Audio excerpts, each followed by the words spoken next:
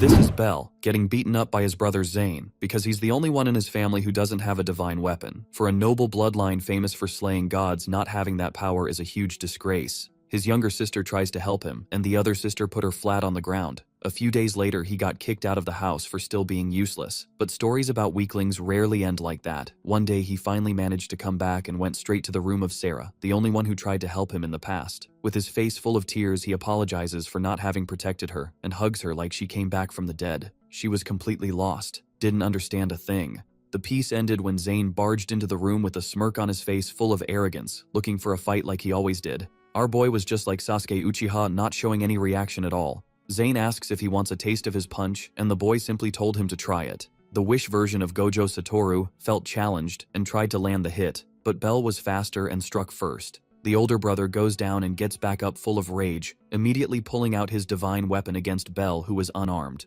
Out of nowhere, the protagonist summons a sheath with a bizarre energy coming off it. Zane doesn't care because it's rank E, and he has an ultra-rare weapon.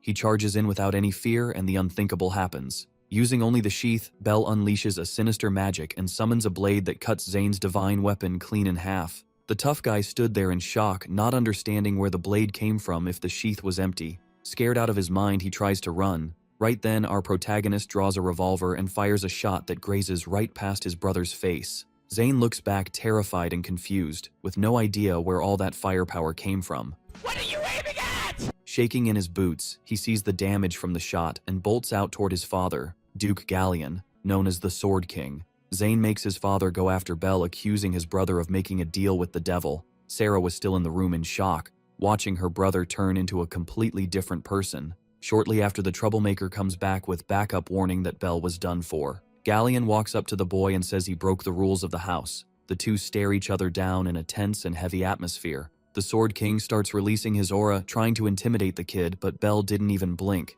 The old man draws his sword and asks if he isn't afraid to die.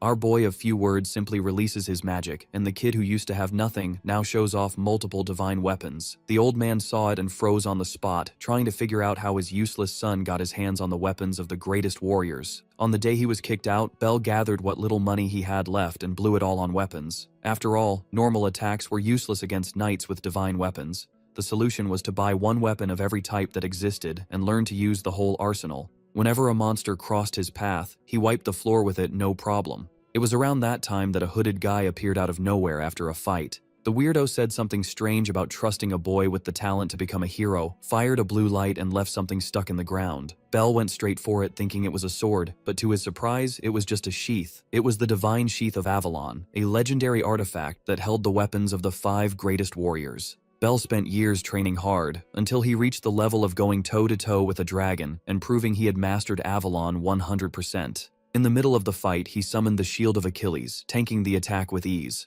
With the Stormhammer, he took down the dragon in a single blow. Perfect! Now that he had full control of Avalon's power, he decided to go back to the city and rescue his sister. 5 years after being kicked out, Bell was back. Arriving at the family's lands, everything was on fire. A civil war had broken out and left the entire castle in ruins. He ran into the castle in a panic and saw the giant door slightly open. When he walked through, he saw the girl's body covered in blood. It was Sarah. He grabbed her in panic because she wasn't responding. Bell let out that gut-wrenching scream of someone who trained for years only to arrive too late in the end. Then a burst of energy tore through his chest. There was still someone in the room, with a mana so powerful it couldn't belong to anyone below S rank. The guy recognized Bell and warned that he'd be seeing his sister soon. Bell connected the dots. This was Sarah's killer. Before he could do anything, his chest was pierced again and everything went dark. Bell staring at his own hands in confusion because he was sure he had been killed.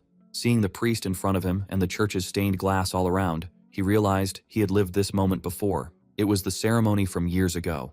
That's when it clicked. Avalon had the power to go back in time. In his first life, it took years to find the sheath and he only mastered it after a lot of grinding.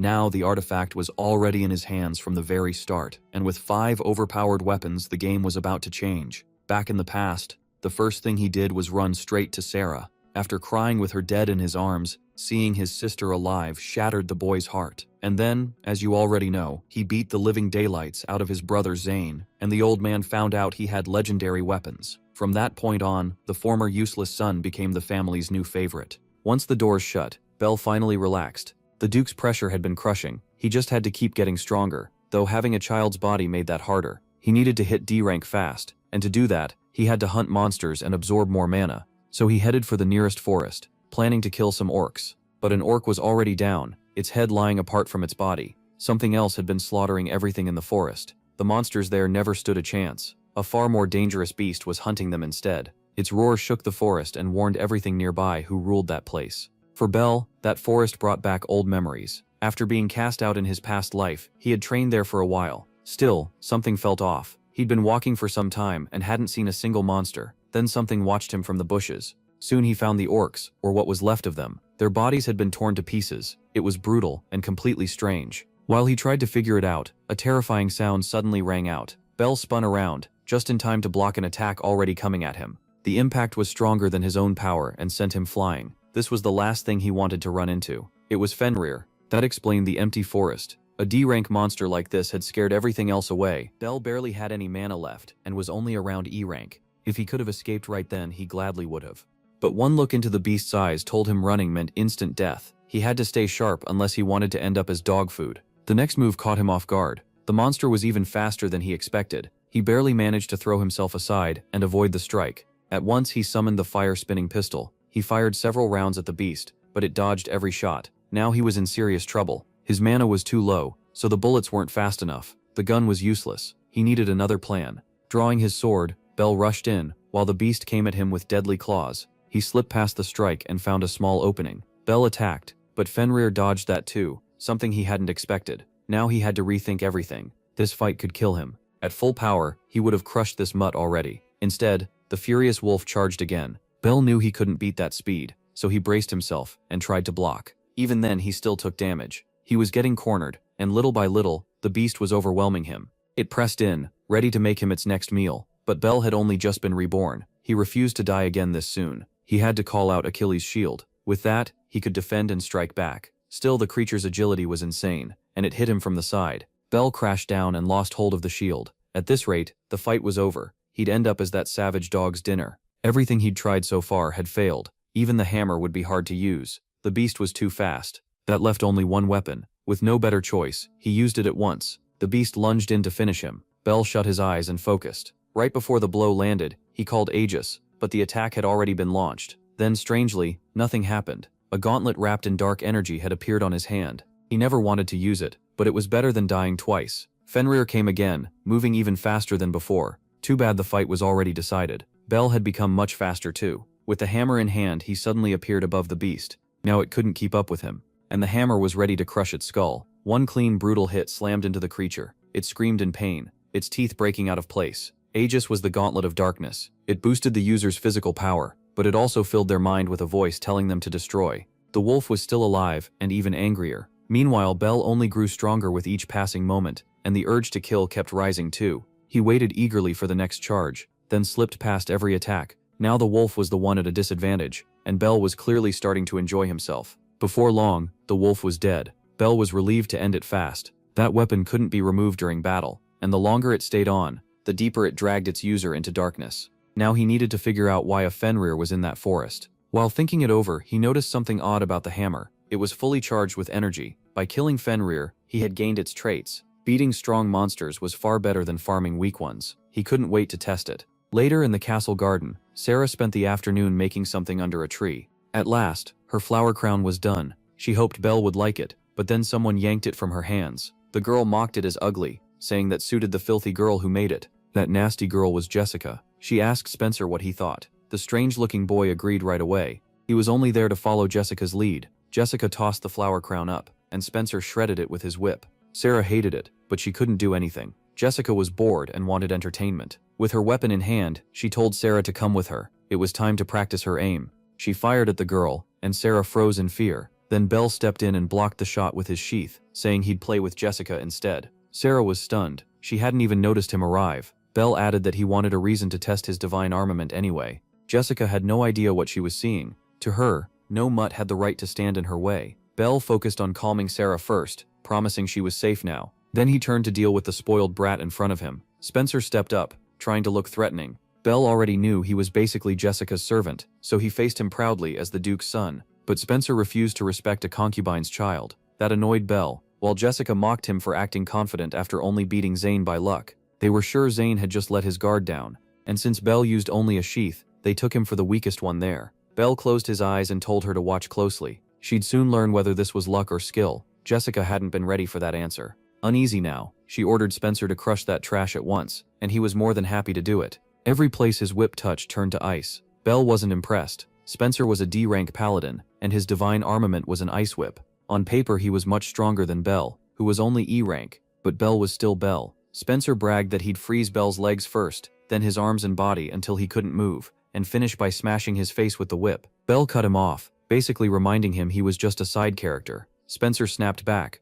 warning him not to look down on him. Then he swung, ready to turn Belle into an ice pop. Belle dodged it with ease. Jessica couldn't believe it. Spencer might be decent for a D-rank paladin, but to Belle, he was still nothing special. After all the training Belle had done in his past life, this felt like a kid's game. Sarah was amazed too. Her brother looked like he was dancing. Spencer, on the other hand, got more annoyed and said Belle did nothing but run. So Belle decided to prove he wasn't running. From here on, he said, he wouldn't dodge at all. That confidence shocked everyone. Belle wanted to see if the loudmouth could really back up his words. Spencer took the bait and rushed in. This time he swore he'd freeze Belle solid. The whip lashed out while Belle stood there with his arms spread. It struck him again and again and Sarah panicked. Then the ice finally spread. His arms and legs were frozen in place. Once Belle couldn't move, Spencer got ready to go for his face. Belle calmly asked if that was really all he could do, because if so, it was his turn. Those words made Spencer pause. Belle instantly called for Ragnarok. The sheath at his waist began to glow, and a gun appeared in his hand. Spencer couldn't believe Belle had a second divine weapon. Belle poured out his mana to break the ice, and flames started rising from the gun. In the next moment, he was free again. Jessica was stunned. 2 divine armaments were shocking enough, but using both this well made even less sense. Now it was time to punish their arrogance. Belle fired blazing shots at Spencer, who instantly realized he was in danger. He tried to protect himself with his ice whip, covering his body in a layer of frost, thinking it would stop the flames. Belle knew better. The fire kept coming, and the bullet tore straight through the ice. Spencer could only watch in horror. The shot slammed into his chest with crushing force. It didn't pierce through, but the damage was huge. He dropped to the ground as Jessica stared in shock. That mud attack shattered the ice and dropped a D-rank paladin. Jessica was only E-rank, so she knew she stood no chance. Belle turned to her. He told her it was over. Jessica called out her divine armament. She warned him not to come closer, but her fear was so bad her hands shook around the weapon. She fired again and again and missed every shot, then begged him to stay back. Even then she couldn't move right. Her legs gave out, and she fell from sheer fear. Belle stopped in front of her. Jessica only grew more terrified. The boy standing there could kill her if he wanted, but instead he gave a firm warning. Never mess with Sarah again. She couldn't even answer. The only thing left was to run while she still could. Sarah rushed over to her brother, hugely relieved. She asked if Spencer's whip hurt him, but Belle brushed it off and called the guy pathetically weak. When Sarah praised him, Belle said he only got stronger so he could protect her. Then she showed him a new flower crown to replace the one that got ruined. She set it on Belle's head and thanked him for always protecting her. It was a simple gift from his little sister, and Belle swore that one day, the whole country would honor her kind heart. The problem was the people who looked down on children of concubines, so proving himself wouldn't be easy. He needed real respect, and to get it, there was something he had to do right away. Outside the palace, the Duke stood in silent meditation with his sword in hand. His focus was incredible. After a while, he made a few clean swings and sliced through falling leaves. Only then did he notice Belle had come to see him. He asked what the boy wanted. Belle said he came to ask for permission.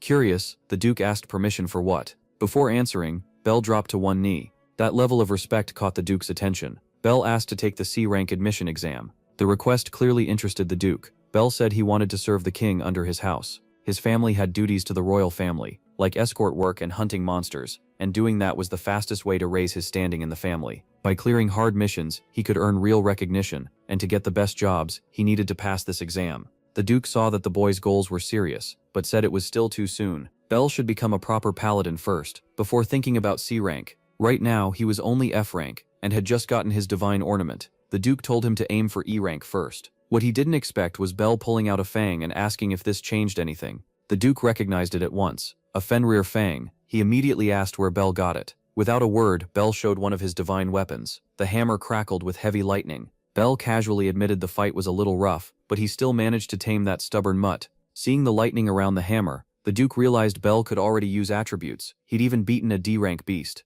That was enough. Belle had earned a shot at the C-rank exam. The Duke agreed on one condition. Belle was not allowed to disgrace the duchy. Full of confidence, Bell thanked him and promised he wouldn't. At the test site, he found a crowd of applicants waiting. T rank was a huge wall, and most people never got past it. The young boy quickly drew attention. Most of the others were adults, while he was still just a kid. Still, Bell walked straight to the front desk. The attendant asked who he was, and whether his father came with him, then stared when Bell said he was here to take the exam himself. She told him to come back when he was older. Bell asked her not to treat him like a child. He was a paladin too. While they were talking, someone walked up to him and told him to quit pretending. A little kid had no place here and should leave. Bell had no clue what this guy's issue was, but he already looked annoying. The others knew exactly who he was. His name was Lennox, and his wind sword unleashed 8 slashes with every swing. It was a flashy power, and he already had plenty of fans. Lennox sneered that if the kid wanted to take the exam, he should at least be as good as him. Bell didn't even know this guy was supposed to be famous, while Lennox doubted he even had a divine ornament.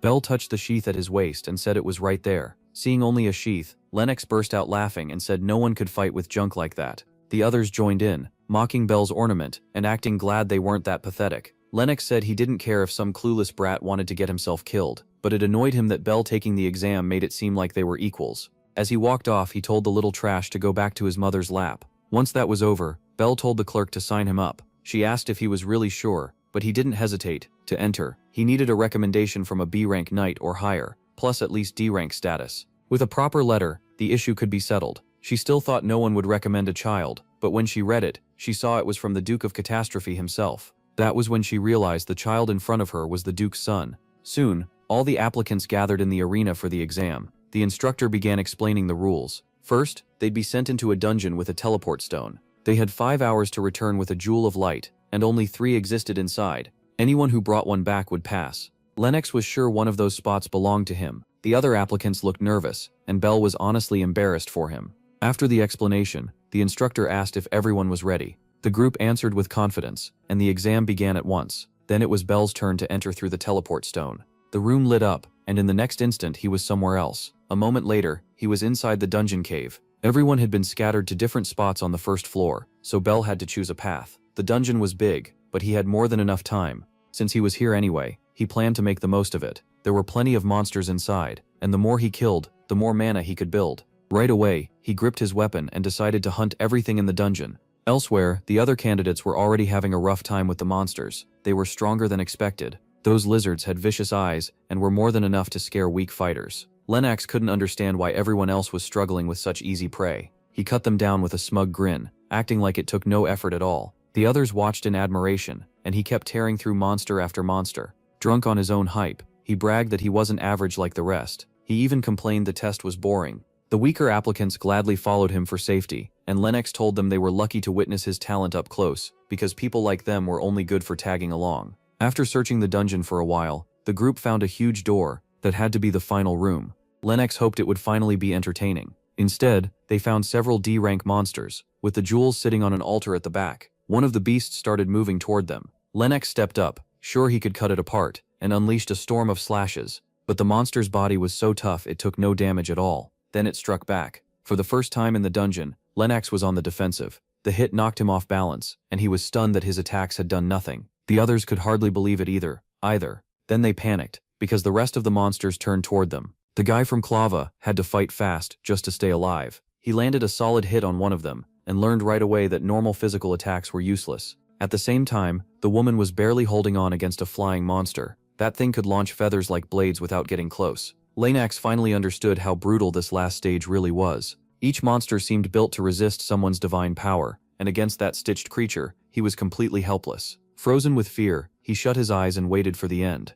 But before the monster could hit him, it was destroyed. He opened his eyes in shock. Bell was relieved. If he'd shown up a little later, things would have ended badly. He'd been having plenty of fun hunting, but Lennox recognized him at once. It was that little piece of trash from earlier. Another monster that resisted physical attacks came straight at Bell, so he switched tactics. For this enemy, the sword was the right choice. Lennox was stunned to see Bell's divine armament transform. Bell cut the creature down in one blow. Next he turned to the one in the air. He had the perfect weapon for that too, one that could fire again and again. He filled the flying monster with bullets and dropped it on the spot. The others could only stare. Somehow, the boy with the useless sheath was the strongest one there. Lennox couldn't understand how Bell had more than one divine armament, let alone used each of them so well. There wasn't much time, so Bell had to clear out the remaining monsters fast. From the side, the arrogant knight could only stare. He He couldn't believe a kid was this good. Still unfazed, Bell kept cutting the monsters down. Once the room was safe, all he had left to do was take one of the jewels. He walked up to the altar and grabbed it.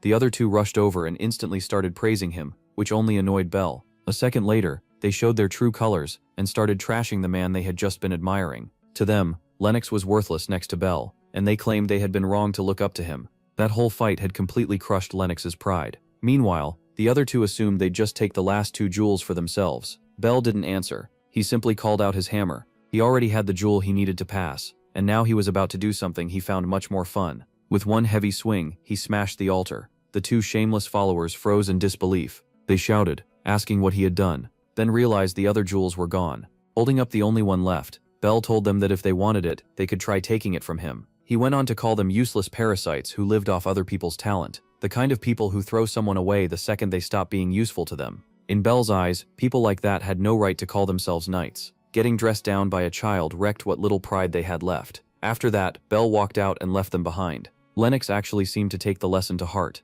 He admitted his arrogance, accepted his weakness and thanked Bell, but swore he wouldn't stay like this forever. Bell was surprised by that honesty, and by the fire still left in him, then agreed they would meet again someday. Outside, Bell celebrated. He had finally become a C-rank knight, and all the monsters he defeated had boosted his mana a lot. Now he only needed to earn respect in his own house, so he could protect his sister. With that in mind, he headed back to the Duke's residence to share the news. But when he arrived, the Duke was busy with an important meeting. The knights were talking about a group planning to overthrow the Meldia family. 3 B-rank paladins were moving toward their territory, and the Duke's house had been ordered to take them out. Apparently, another noble family had already suffered because of them. There were even rumors those paladins used forbidden magic on their weapons. Now the B-rank paladins understood why they had been called in. The Duke made it clear they couldn't let karma keep operating, so they had to wipe them out at once. One knight then noticed someone was missing. Jin still wasn't there. Just then, a young man set a book on the table and asked what the meeting was about. Everyone immediately turned toward him. He calmly said there was nothing to discuss. He, the future Duke, had already destroyed that organization himself. Elsewhere, a maid brought a meal to her lady, letting her know the food was ready. Sarah moved to sit at the table and politely thanked the maid for her work. The woman left without caring much about the thanks. Sarah looked deeply unhappy. She stared at the food with no interest at all. Then Bell came in and announced himself. He looked thrilled to see her, and Sarah lit up right away. She said she had been worried because she didn't know where he'd gone. Bell explained he had something important to do, and brought her gifts too. On the table he laid out a full meal. Sarah was especially happy to see the apple pie, and hoped they could eat it together. But Bell couldn't just enjoy the moment. This was the same poor food she always got, all because even the servants looked down on the children of concubines. That only made him more determined to improve her life as soon as possible. Back in the meeting room, the discussion was still going on. The Duke was impressed that one of his sons had defeated Karma alone. To him that meant Jin had probably already reached A rank. As expected, his eldest son was on a completely different level. Jin then took a seat at the table and asked if his father had anything else to say. The Duke did. The king had given their family another mission. They were to escort Princess Rilke Schertavelaine. She would be passing near the duchy, and they had to make sure she reached her destination safely. One knight questioned whether the royal guard wasn't enough. Another pointed out that the royal family still shouldn't know Karma was no longer a threat,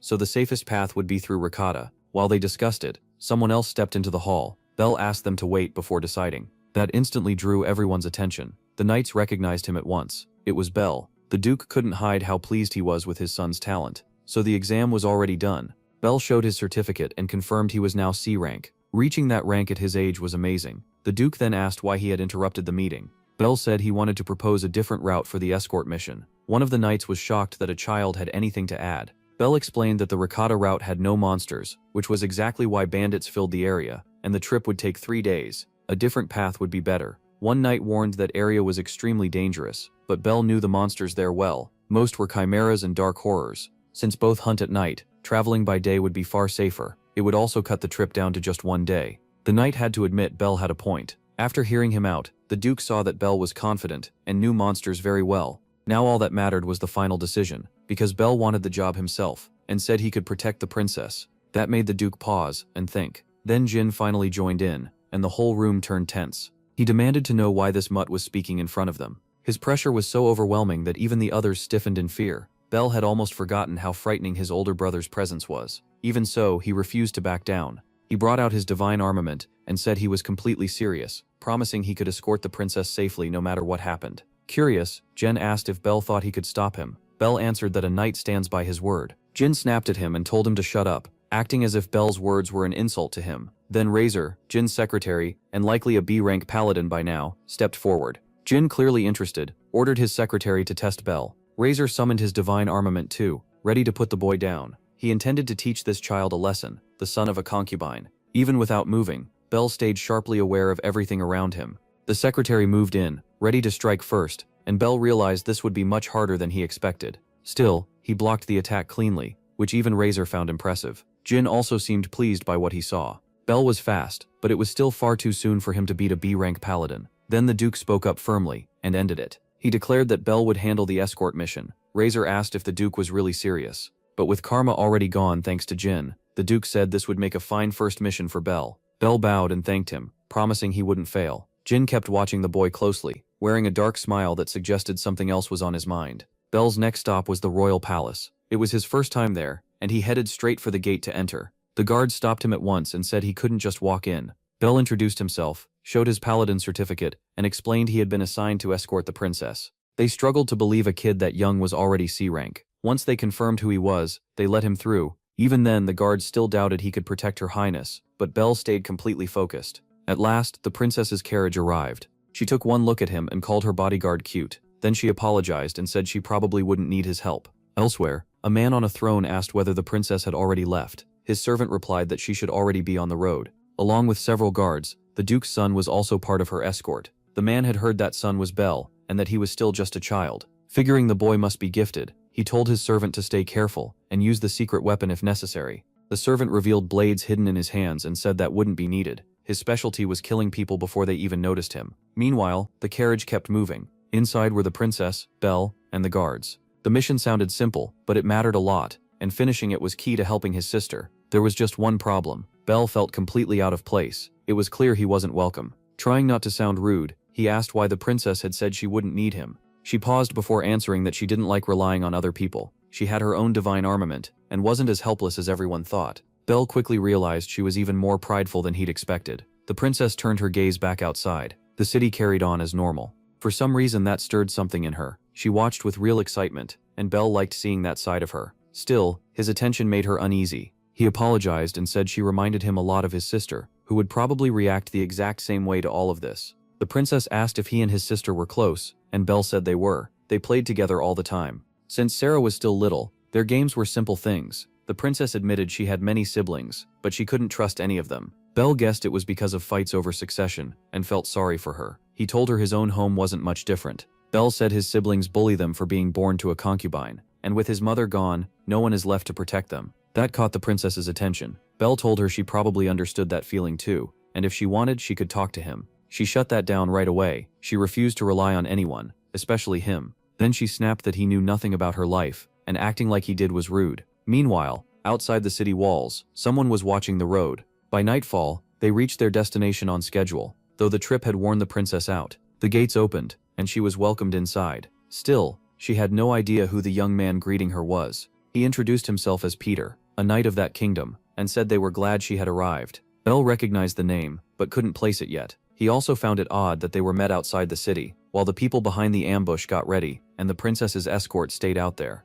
There were plenty of guards around, but Belle still felt something was off. Then a dagger flew at them. Belle knew the princess was exposed out here. He reacted at once, and used his divine armament to shield her. The princess and her guards were caught off guard. An assassination attempt had started, and she was clearly the target. More daggers came flying in, enough to turn this into a real crisis. Peter stepped in too, using his sword to block the attack. He declared that nothing would happen to her. Watching him fight, Belle guessed Peter was at least level B. The assassins had to retreat before finishing the job. Peter sent his knights after them, and ordered the princess taken inside. Belle was left outside as she was escorted away. Before going in, she glanced back nervously. Once inside, they told her she was safe, but she insisted she could protect herself. As one knight promised to guard her, his throat was suddenly cut. The princess froze in horror, and then the truth hit her. Peter was the one who did it. Now she understood the real threat had been beside her all along. Peter stared at the fallen guard. That man's death had meant nothing. The princess had no idea what would happen next. Peter calmly told her she would be dead in a few moments. For all her talk about defending herself, she couldn't do anything. Peter closed in on her slowly. She was so scared that she couldn't summon her divine armament. With a sick grin, Peter dropped any act he had left. Now the princess truly needed someone to save her. Suddenly, the window shattered, and Peter was caught off guard. One of his men was taken out, and the one who burst in was Belle, the last person either of them expected. Belle apologized for being late. He stepped in through the broken window and faced the princess. Then he told her he'd handle the rest. Peter had expected the guards outside to fall for the trap. He never thought Belle could stand against him, until Belle finally remembered exactly who he was. That was when Peter got confused. Belle called him by his real name, Von Wriggle. Peter was stunned that a child knew that secret. Belle even knew the details of his divine armament. 2 sets powered by 3 thunder dice. With it, he'd already killed several counts and even brought down a marquis. Impressed and uneasy, Peter demanded to know how Belle learned all that. In Belle's past life, he had been the one who brought Peter to justice, so he knew everything. He never expected Peter to target the princess this time, but now that he had, Belle wasn't letting him escape. Even as a child, he was making Peter nervous. Peter admitted this was getting interesting, but he still believed no kid could beat a level B paladin. For most people, that would be impossible. But against Peter, Belle had no doubts at all. Irritated by that confidence, Peter swore he'd make Belle regret it. Belle already knew Peter's first move would be to throw his weapons, and right on cue, Peter launched a spread of daggers. Belle avoided every one of them with ease. He was ready because he knew a hidden follow-up was coming, a diagonal slash from the right. Peter was shocked that none of his attacks had landed, but Belle already knew he'd try to strike from behind next. His hand was already set to summon his divine armament. The sword came out in time, and Belle blocked the sneak attack. He knew Peter's whole pattern. Peter couldn't understand how this brat was keeping up with his speed. Belle told him he could end this whenever he wanted, so if Peter valued his life he should surrender. That only made Peter furious. Feeling mocked, he vowed to cut the boy to pieces, but his rage made him easier to read. He swung again and again, yet every strike missed. The princess was amazed. Belle looked small, but he was handling a killer like it was easy.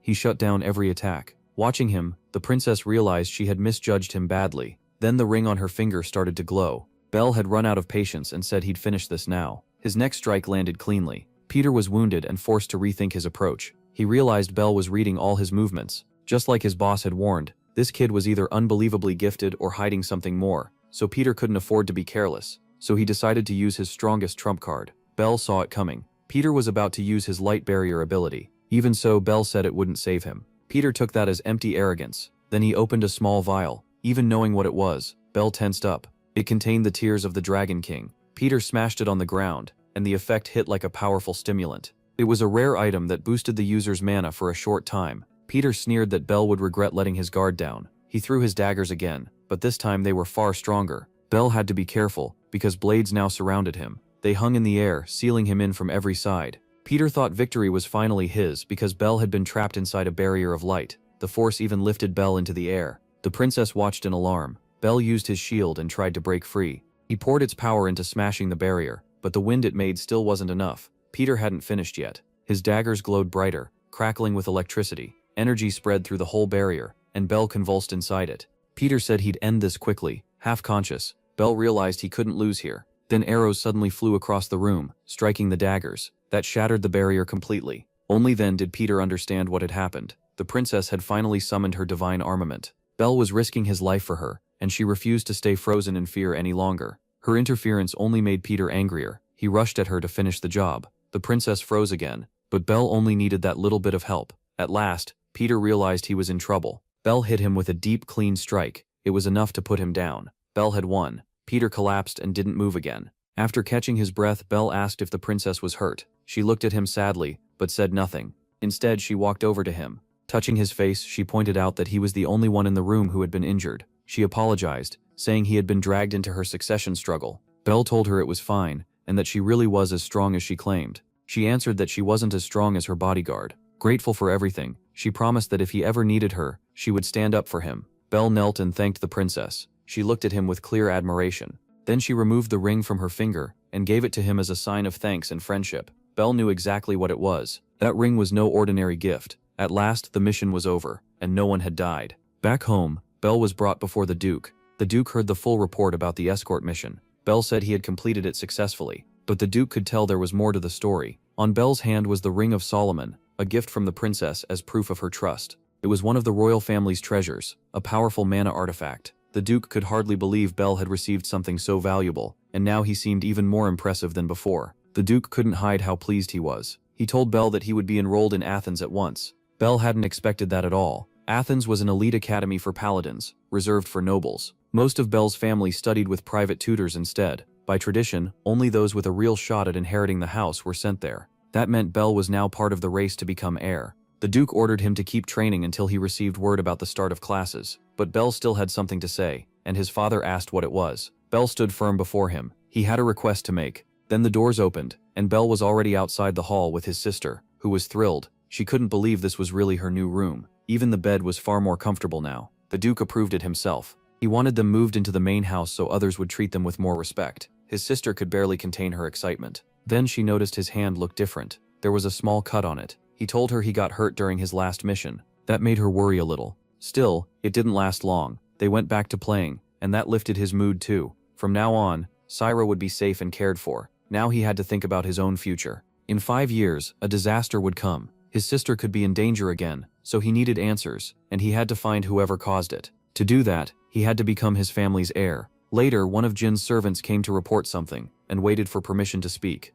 Jin didn't even look up from his painting. Still focused, he listened as the servant reported that the illegitimate brother would be sent to Athena Academy. No one had gone there since Jin himself, so the servant thought they should get rid of Bell right away. Jin wasn't interested. He finally set the painting aside. For now, he said, his brother wasn't a threat. In fact, Bell getting stronger would help him. There was something Jin enjoyed far more. The servant looked confused. Jin showed his true twisted nature. He liked crushing people only after they'd fully grown. So everything would happen the way he wanted. Even after hearing that, the servant still thought it was dangerous. Bell already had several divine weapons, and had beaten a level B paladin. Just to be safe, the servant felt they should strike now. At that time, Bell was outside training. He wanted to sharpen his special abilities before entering the academy. The problem was that he needed to hunt a lot of monsters to do it. Then, in the reflection of his sword, he spotted Jin's servant coming his way, and stayed on guard. The man approached and spoke politely. That was the last thing Bell expected from someone on the other side. Since he knew exactly who the man served, Bell asked why he was there. The servant said he came to apologize for what happened before. Pointing a blade at one of the Duke's sons had been disrespectful. For a second, Bell wondered if the man might actually be decent, and told him not to dwell on it.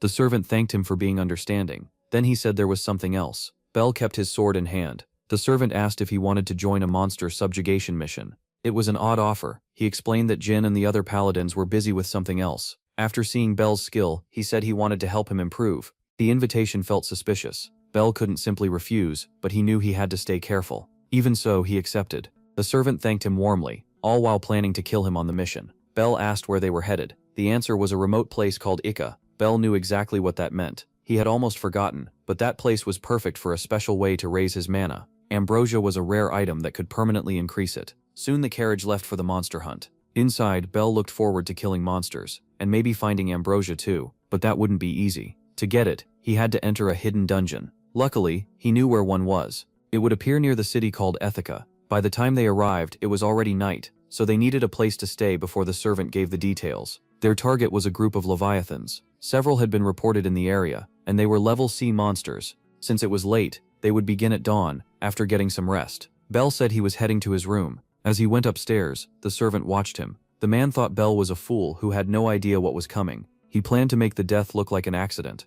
No matter how gifted Bell was, he was only level C, easy prey. Once inside his room, Bell figured Razor was probably already asleep. He summoned his shield, then used wind magic on it through the window. The artifact turned into a flying platform, and he headed for the hidden dungeon in the monster forest. He and his master had found it long ago, and no one else knew where it was. At last he landed. The shield vanished and Bell spotted a small entrance. Thinking he'd found the dungeon, he went inside. Before long, he found a huge gate. That was exactly what he wanted. Hidden dungeons are ranked by color, and blue means level A, green means level B, and clearing one gives ambrosia that matches the dungeon's rank. It would help a lot, so Bell got ready to enter. First, he had to defeat the boss. In his past life, he had faced this dungeon at only level D, even though his master warned him it was too soon. Even now, it might still be tough, but fear wasn't enough to make him turn back. He reached into the gate. As he stepped through, one thought stayed in his mind. He had to get stronger fast. Inside, he was already fighting the first monster. It didn't seem that hard at first.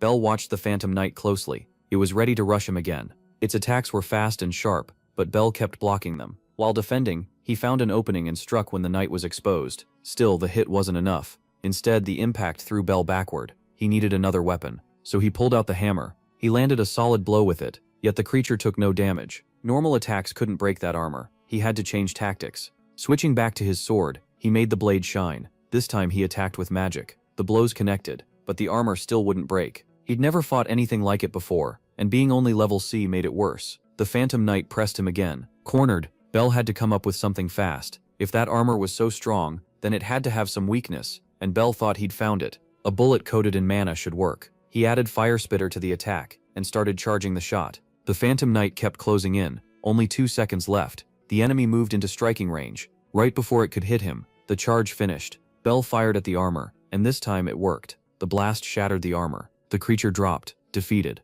Bell fell too, knocked down by the recoil. When it was over, he let out a long breath. So that was the weakness. A magic attack, strong enough to punch through. Without a divine weapon like his, he would have been in real trouble. If even this was so hard, the boss had to be terrifying. Still, hidden dungeons were worth it, because the monsters could drop rare items. One potion restored his stamina and mana, so he drank it right away. Then he kept moving. He pushed forward, taking down every monster in his way, until he finally reached his goal. Behind that giant gate was the strongest enemy. Bell didn't know if it would be a demon or some huge serpent, but he was about to find out. He stepped into the final chamber. It felt like an arena. Then he heard something. A knight-shaped shadow appeared, and Bell's body tensed up at once. The pressure was crushing. The monster in front of him was clearly on another level. Its eyes glowed a bright bloody red. The knight slowly came closer. This had to be the dungeon boss. Bell braced himself and stayed fully alert. The Phantom Knight glanced at its sword, then moved it in one sharp motion. The attack was starting. Bell had only an instant to react, or the fight would end right there. What came next was devastating.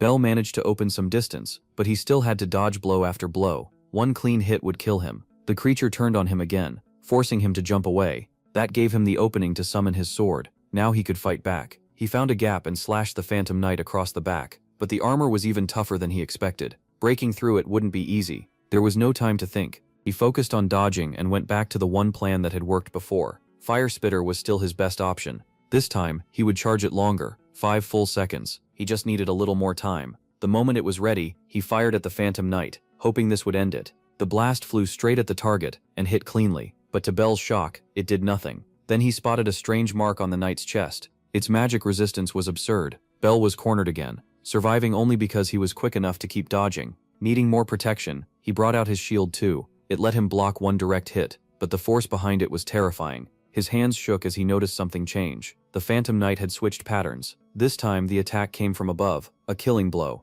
Bell had to move immediately. The Black Knight's sword smashed into the ground and shattered the arena floor. Dust exploded everywhere, and the monster lost sight of him. A moment later, Bell appeared again much farther away. He didn't have enough mana to break that armor. Then he noticed the dust was hiding his enemy, until a glow started to form. A chill ran through him. The creature had thrown its sword straight at him. Bell raised his shield just in time to avoid getting killed. The blade bounced away across the arena. Then he realized that attack wasn't the end of it. The throw was just a fake. The real hit came from behind. He had no way to stop it. The blow slammed into him, and pain tore through his body. Bell crashed to the ground at the monster's feet. Still not done, it tried to crush him under its foot. Even worn out, Bell barely dodged again. The only reason he could still move was the elixir. Without it, he would have already lost, and now he had nothing left to depend on. Meanwhile, the creature had recovered its sword. With no clear way to win, Bell decided to gamble. His shield was the heaviest thing he had. That gave him an idea. If he used wind magic, he might be able to throw it hard enough.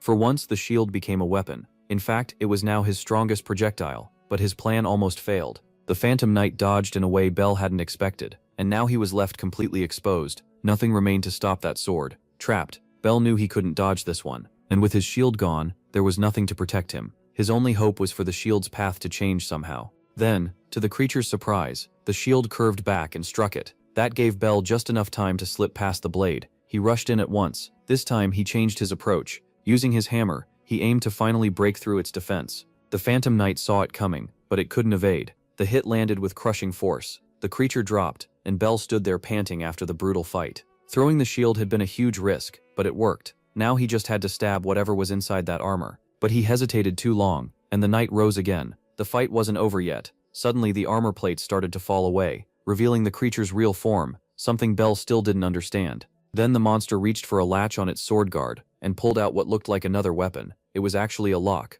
Its sword had still been sheathed, only now was its true weapon revealed. Bell had never seen anything like it, and now he had an even worse enemy in front of him. The creature suddenly became much faster, and Bell could barely keep up before getting hurled into the wall. Pain ripped through his whole body. When he hit the ground, he felt like he couldn't fight anymore. Still, the creature kept closing in. His senses were fading, and the boss moved in to finish him. Even with almost no strength left, Bell forced himself up. He knew if he stayed down, he would die there. Barely lifting his head, he saw a slash coming at him. But the attack was stopped. He had used the gauntlet. At last, the creature's luck ran out. The monster couldn't understand it. Bell looked spent, yet he also summoned his sword. For the first time, he pushed the enemy back. Now the real battle began. They traded blow after blow. Both had gotten faster, and the fight spread across the whole arena. Without the armor, the monster was actually stronger, but even that wasn't enough against Bell. With the gauntlet's power, he believed he could end it now. Then the mark on the monster changed color and glowed bright red. Bell swung, but his sword cut through an afterimage.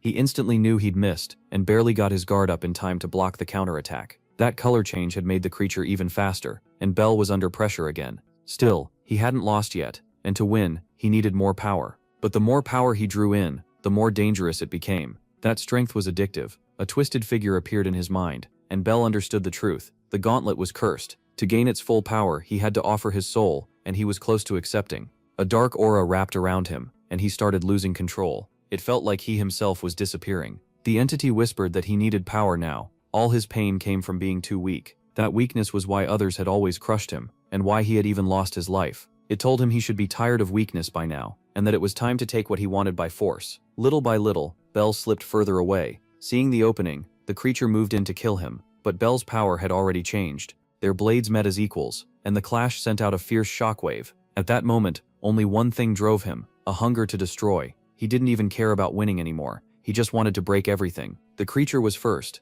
After that, he would destroy anything else in his path. But right before he lost himself, Bell remembered his sister. That thought brought back a spark of reason. He was still fighting that powerful creature, but he knew he couldn't pay this price. His sister was still waiting for him. He wasn't fighting to kill. He wanted power for one reason only: to protect his sister. That thought let him take control of himself again. Now it was time to take down the creature and claim its power. Aegis was unbelievably strong. Bell drove the dungeon boss back with ease. The entity tempted him again, offering even more power if he would just hand over his soul. Even while struggling inside, Bell chose to keep fighting, and the creature charged at him too. Both launched heavy attacks, then collided in another burst of rapid combat. The creature tried to catch him off guard with a mana attack, but Bell was faster. He knocked the weapon from its hand and severed one of its arms. That ended any real chance it had left, and Bell finally found the opening he needed, cutting the creature clean in half. At last, the monster was finished, and the winner was Bell. Power still surged through him as he watched the dead creature start to fall apart. With the battle over, he could finally take off the cursed gauntlet.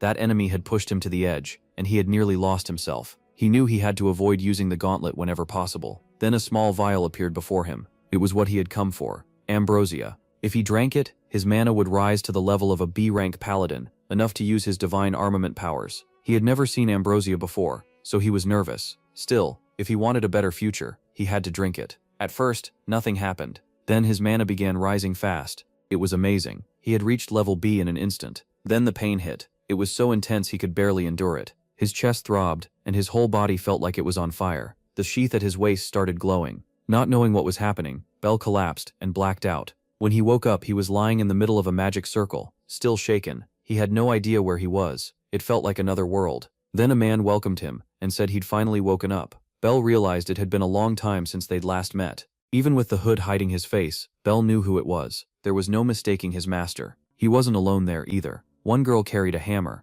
another hidden man bore the gauntlet, and there was also a knight with a sword. All of them welcomed Bell warmly. He had never heard of anything like this before. This was the dimension of souls. Seeing his student again made the man deeply emotional, and Bell was happy too. His master's name was Regis, the one who had given him Avalon. Regis had also been the original owner of the Achilles shield. Seeing him again so suddenly meant a lot to Bell, but he was also confused. Since he had gone back in time, he didn't understand how Regis still remembered him. Regis explained that he had been watching Bell from this place, and had seen both his death and his reincarnation. That answer only made Bell more curious about where he was. Regis said this space existed inside Avalon itself, the place where the divine armaments were kept, along with the souls of all their past wielders. Bell was stunned by that. Then he asked what had happened to his master's real body. Regis said it was probably somewhere in the mountains, enjoying retirement. Avalon bonded with the souls of its users, and when Bell carried it through time, he lost his connection to it. Even so, Regis's consciousness stayed linked to his body. Bell quickly guessed that Avalon must have sent him back to the past,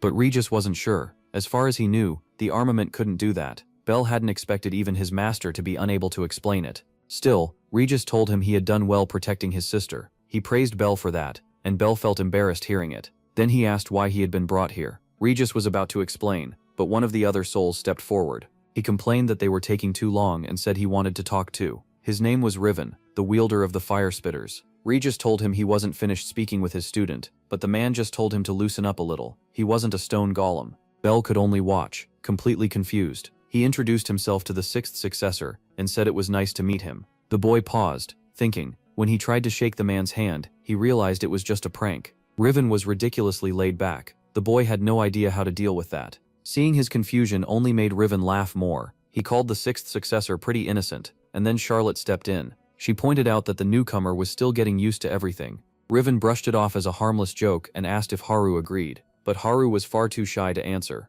Even as the fourth successor, he quietly begged them not to talk to him, while Charlotte reminded everyone that Riven loved messing with people. Riven told her not to get so worked up, joking that anger would ruin her looks and give her wrinkles. Charlotte was not amused at all. Their master tried to calm them down, but Charlotte clearly wasn't happy with Regis's attitude. Before she could fire back, Riven kept goofing around. For the boy, it felt strange seeing his master act so relaxed. That only proved how impressive his predecessors really were. He had already heard they were legendary heroes who fought evil. Then the swordsman told everyone to focus, and Adam, the first successor, said this meeting had a real purpose. They had called the boy into that dimension to warn him. Hearing that, he asked what the warning was. The sixth successor needed to learn how to use his divine arms properly. That caught him off guard. When divine arms are fully awakened, they release huge amounts of mana. If he unlocked that power now, his body might not survive it. That was why he had been in so much pain. He needed to wait until his body matured before opening that power. But the boy couldn't afford to wait. He was sure he couldn't stop now. He needed every bit of strength he could get to protect his sister.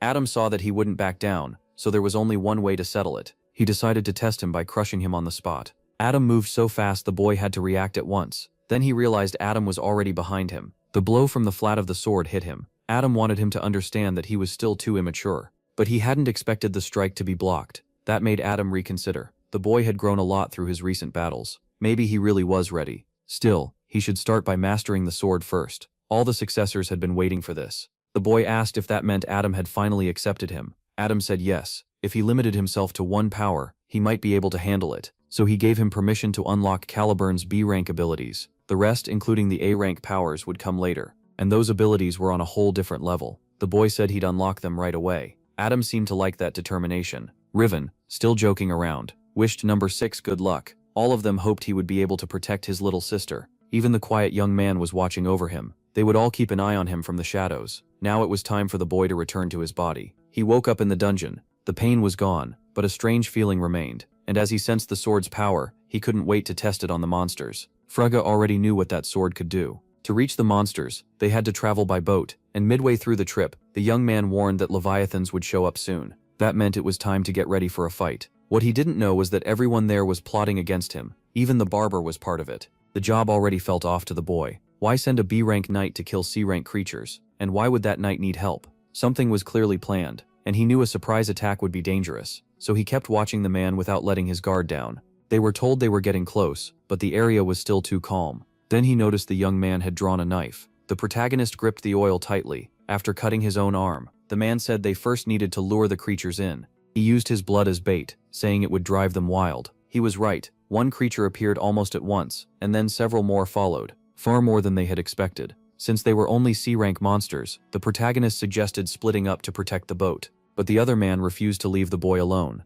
Already suspicious, the boy asked why. That's when the man finally showed his true colors, and made it clear the boy was the target. He attacked immediately. A whip wrapped around the protagonist's leg, and he knew right away he was in trouble. The one who snared him was one of the boatmen. Then the man pulled back his hood. He kept the whip tight. It was Spencer, someone the protagonist knew well, and the other young man urged him to finish the plan. Using brute force, Spencer lifted the protagonist into the air. With one leg frozen, there was no way that would end well. He was hurled straight into the sea, and Spencer still wasn't done. He used his power to spread the ice even more. That made it much harder for the boy to get back to the boat, and then the ice started sinking with him. They expected the creatures below to finish him off. As far as they were concerned, he had already fallen in battle, and the monsters would make sure he stayed down. The boy desperately needed air, and to get back up he thought of using his shield. Since it could create wind, it might get him out, so he used magic to make air. Using the inside of the shield, he managed to catch his breath. He never expected those two to team up and betray him. He had been wary of Razor,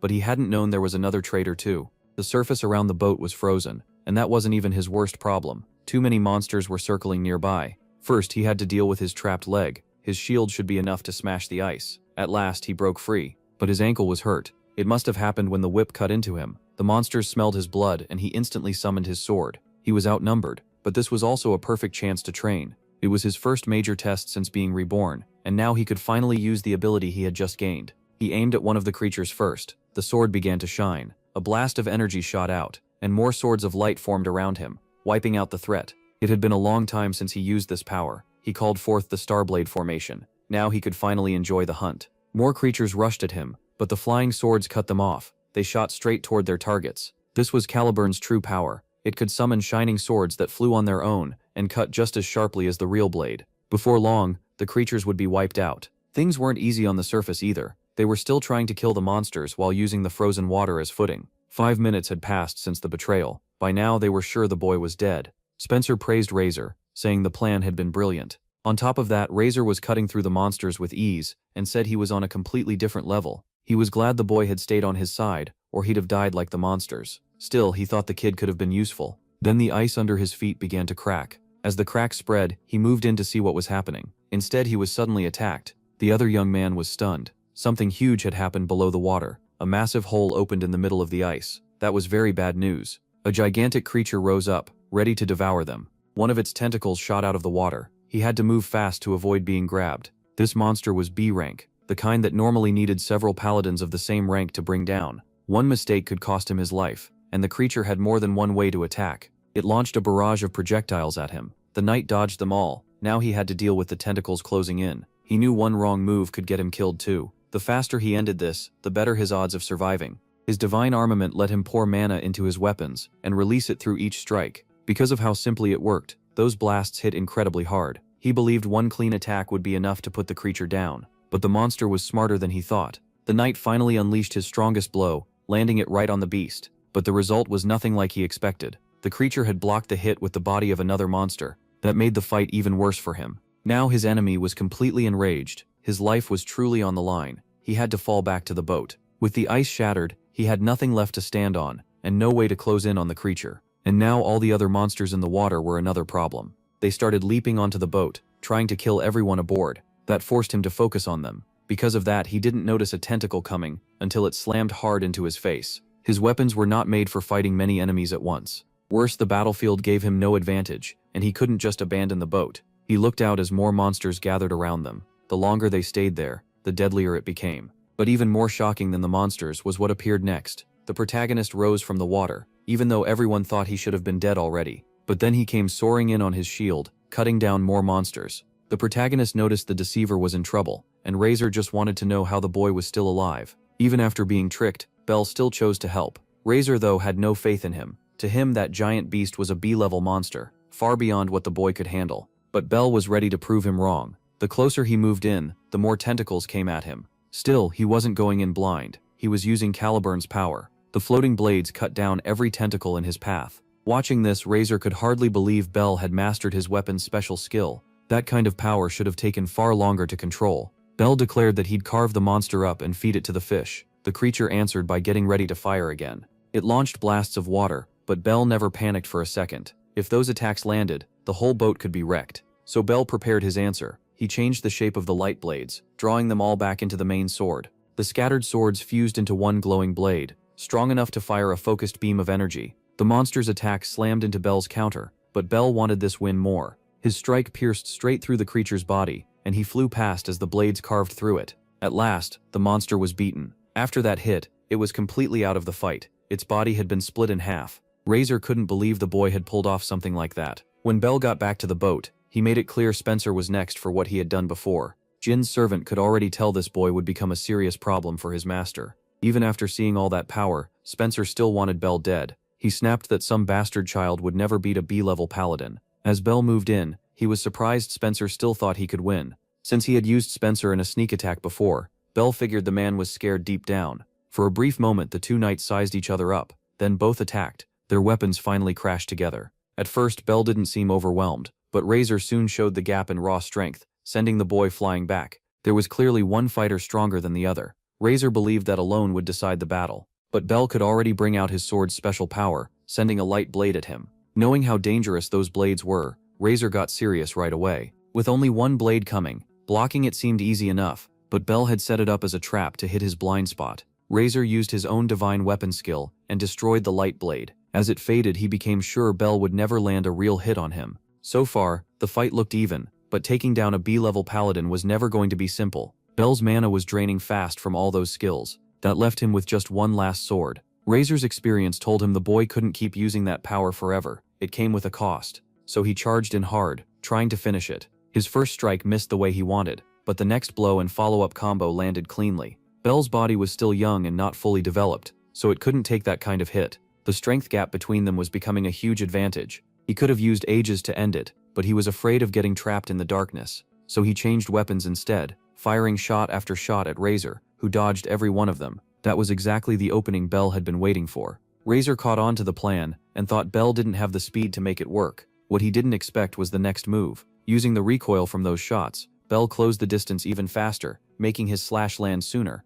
He nearly took Razor's head off, but only managed to make him even angrier. Seeing that rage build, Bell knew his plan was working, because the last light blade struck while Razor was off guard, piercing through his back. He never saw that coming, and a wound like that meant the fight was over for him. Razor realized he had completely misunderstood the boy's plan. Knowing his enemy could no longer fight, Bell walked up calmly and told him it was over. He also warned him not to try anything reckless. But giving up was never part of Razor's thinking. He believed Bell threatened his master Jin's future, so the boy had to be stopped here. Hearing that, Bell asked why he was so loyal to his brother. That question pulled Razor back into an old memory. In that battle, he had been shattered. He had no strength left, and couldn't even keep moving. That was his limit. Then a man walked up to him and stopped by his ruined body, guessing he was the mercenary behind all those crimes. With the little strength he had left, Razor tried to look at him. The young man opened a small flask and poured it over the wounded man. He told Razor it was his lucky day, because from now on he belonged to him. That was why Razor stayed so loyal. Jin had accepted him, and Razor believed he had to repay that kindness no matter what it cost him. Then he destroyed the light blade Bell had summoned. The broken remains fell to the ground. Bell realized his enemy had already chosen how this would end. He had thought Razor was just a criminal, but now he respected the man's promise as a knight. From here on, they would fight at full power. Razor was still burning with anger and ready to keep the duel going. But Bell had seen that ability before. It was powerful, but it needed time to charge, so Bell decided to strike first. He launched the attack right away. As Bell closed in, Razor was caught off guard by a sudden move. His opponent's knee slammed into him, and he realized he'd been fooled by a monster. Now, he was on the edge of defeat. Pulling himself together, he warned that it still wasn't over. He had saved one last chance. A tiny sword fragment was still there, and it slashed across Bell's back from end to end. That final hit left Bell unable to move. Razor had thought he destroyed every blade, but sadly, he was wrong about that. Bell had only made it look that way. That trick was what let him build his winning plan. It almost felt like Bell had more battle sense than Razor, which made no sense. If Razor hadn't kept one last card, he would have lost for sure. Still, Bell beat Razor, a B-level paladin. That proved how much he had grown. The ship kept going until it finally reached the city on the continent. Stara was searching for her beloved brother, but she still couldn't find him. She kept looking through the castle, yet there was no sign of him. Even so, she didn't stop until she started to wonder if he hadn't come back yet. The problem was, the job he left for should have already been done. Then she noticed a set of open doors. It was the library. Her brother might be in there, so she headed inside to look for him, but found someone else instead. Jin stopped in front of her, catching the girl off guard. Even though they were siblings, his presence felt terrifying. She was scared, but still tried to greet him. When she opened her mouth, no words came out under that cold stare, a look so sharp it froze her in place. As he walked past, Jen called her worthless. Shaken, she stepped back until she bumped into something, making her turn around. It was her brother. He had found her and asked Jen what he wanted with Sarah, but Jen gave no answer. At last, she could relax. Her brother was here. She was so relieved to see he had made it back safely, though he was hurt again. Bell said he had run into a powerful enemy this time, a B-level paladin named Razor. Even after hearing that, Jin didn't react at all. Bell pointed out that his trap had failed. Jin only said none of it mattered. They were just tiny stones in his way. That included the foolish girl he called his sister. With that, he said he'd keep moving. He had no time to waste on pebbles. But Bell had one more thing to say. He told his brother that he would be the one to inherit the Duke's place, because Jin could never protect this family. Jin turned at once and glared at him, unleashing a harsh, hostile presence that swallowed the room. The pressure was overwhelming, but Bell still didn't flinch. A faint smile appeared on Jin's face. Amused, he laughed and said maybe it was worth looking at pebbles once in a while. As he left the library, he told Belle to come try killing him anytime he wanted. Sture was deeply shaken by that exchange, but Belle quickly calmed her down. He knew how scary it had been. That pressure had felt unreal. His brother truly was on another level. The gap in strength between them was huge. If Belle wanted to beat him, he had to reach a level before graduating from the academy. A few days later, his bags were packed and ready. The Duke was already waiting for him, and seeing the boy prepared, Belle thanked his father for all the support. Since academy students needed bodyguards, the Duke said he'd send a B-level paladin with him. The man pledged himself to Belle's service. Hearing that, Belle had another request for the Duke, who let him speak. Before Belle could ask, though, he was surprised when his sister appeared with her bags packed too. Ready to leave, she apologized for being late and dragged her suitcase over to him. Belle's request was for his sister to be allowed to join him on the trip. The Duke asked why he wanted that. Belle said he didn't want to leave Sarah behind. He wanted them to stay together. The Duke refused. The academy only allowed bodyguards, and Belle was going there to study, not to play around. Sarah still tried to change his mind, but their father shut it down and told her not to ask again. So Belle offered another idea: make her his bodyguard. He said that with Sarah beside him, he could do anything, even beat an A-level paladin. The Duke paused to think, then found the answer funny. In the end, he let Belle have his way. Soon, the carriage set off for the academy. Sarah was amazed by everything along the way. At last, they reached it. The place was huge and impressive. Sarah was proud of her brother for making it here. This academy was only for nobles. Belle told her to study in their room while he attended class. First, though, they needed to settle in. On the way, they ran into students sparring. It was just a practice match, but still a good chance to watch and learn. Sarah thought they looked strong, but Belle could tell most of them were only D-level. One student stood out from the rest, and Belle noticed him right away. Even so, he was only C-level, not enough to surpass Belle. Soon, only 2 students were left in the match, and one of them was sure this would be his win. He rushed in, ready to finally beat his rival. The other boy didn't flinch. He let the attack come right up close, and even Sarah got nervous. Then he countered so suddenly that his opponent was completely caught off guard. One hit was all it took. It didn't even look like he used a divine weapon. Belle judged him to be B-level, maybe even stronger than himself. The other students were stunned too. The representative of Rothwincer was incredible. That name immediately put Belle on alert, because Rothwincer was his family's old enemy. That made Belle and Sarah their enemies too. Not long after, the academy's entrance ceremony began. The new first years were welcomed and congratulated. The speech came from the student council president, and he made it clear he expected these freshmen to become truly powerful. Albert was a third year, and his family had produced many famous paladins. In Belle's past life they had never met, but he knew Albert had already reached S-level by age 18. That made Belle wonder if Albert had been tied to that incident. Maybe he was one of the people behind it. The students whispered that Albert was terrifying, and already B-level. It sounded like several other council members were that strong too. The council wasn't chosen by vote. It was made up of the top 4 students from the martial tournament, and the winner became president. No doubt Albert was powerful. Still, Belle couldn't tell if this was the man who had tormented him. To stop that kind of attack later, he needed to show his enemies his own strength. Since the council was picked through combat skill, Belle decided he wanted in too, so he could face Albert in battle. Later, in class, he waited for the teacher to arrive. A boy came over to sit next to him and asked if the seat was taken.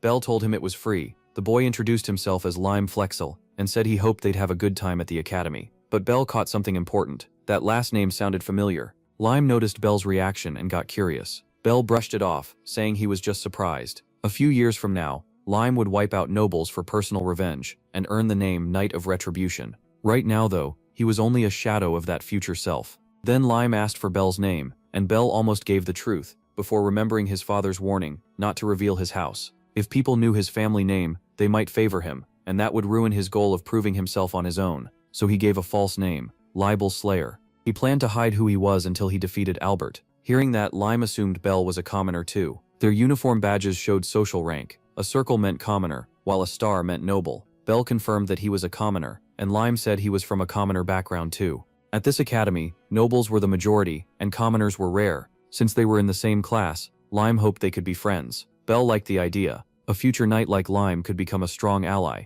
In his past life he never really had friends, so this felt strangely nice. Then another boy walked over. He already knew Lime and clearly came to mess with him. This was Roger. He mocked Lime, saying he hadn't expected to see his old friend here. The sneer said enough. He looked down on him like always. Lime answered that he had passed the entrance exam like everyone else. Roger gave a fake congratulations, and Lime only got more uncomfortable. Then Roger leaned in and said Athena wasn't a place for someone like him, just a commoner, so he should leave while he still could. Lime clearly shrank back, but Roger kept going, saying slaves should obey their masters, and someone of his rank could crush Lime with words alone. Bell stepped in and told him that was enough. Lime immediately worried about the new friend he'd just made. Roger turned to Bell, wanting to know who he was, then quickly noticed Bell was a commoner too. The look he gave him was full of contempt. Bell told him to leave, no matter who was noble and who wasn't. Roger acted like he would walk away, then suddenly moved and kicked Lime. Bell rushed to his new friend, while Roger enjoyed every second of it. Bell called him a bastard, who had no right to call himself a paladin. If he was noble, he should be protecting commoners. Roger scoffed, saying the poor existed only for nobles to use. Bell shot back that his thinking was pathetic. A county could fall just as easily as a commoner. Roger looked ready to use magic and asked if Bell wanted to fight. His divine weapon was already in hand. Knowing this was going to happen, Bell told Lime to get back. He was about to summon his own divine armament, when Roger stared at it in surprise. Bell warned that he was about to beat some sense into him. But once Roger saw the sheath, he sneered even harder. He mocked it as a useless divine weapon that couldn't even kill a fly. Bell answered that if so, Roger must be worth even less than a fly. Furious at being talked down to by a commoner, Roger decided to end this. Bell was more than ready to see him try. By now the whole class was watching. Roger charged in, while Bell calmly prepared for the fight. He kept a close eye on his opponent's movements. Then a hand appeared between them, and a woman's lyre stopped the clash. The sound shook both of them enough to halt the fight. She told them not to brawl in class, and made them listen. Bell had no idea who she was, but she kept strumming the lyre. Then she introduced herself as Silpha.